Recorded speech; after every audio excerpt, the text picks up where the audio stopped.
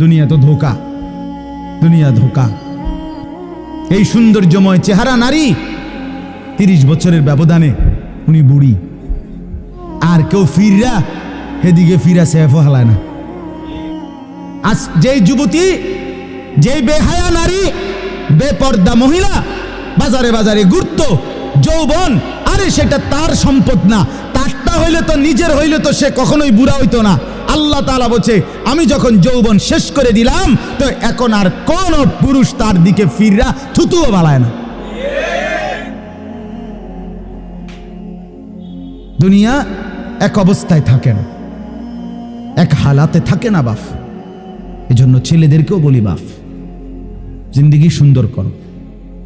তোমার এই হাসি থাকবে না, তোমার এই সুস্থ সুন্দর সুঠাম দেহ থাকবে না।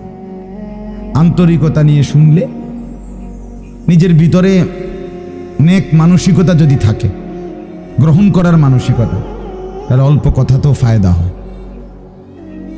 আর গ্রহণ করার মানসিকতা না থাকলেও 50 বছর শুনলেও গুনার অভ্যাস ছুটে না।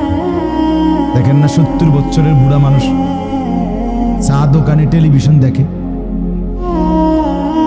এত বড় বুড়ো মানুষ, মুরব্বী, উনি এখনো যদি বিড়ি খায়, সিগারেট খায়, এখনো যদি চা দোকানে টেলিভিশন দেখে, তো ওনার এই মন্দ অভ্যাস, বদ অভ্যাস কত বছর পরে ছুটবে? উনি আরো কয়শো বছর বাঁচলে গিয়া বুঝবে এটা গুনাহ। আর ওনার আর মেয়াদ আছে কি?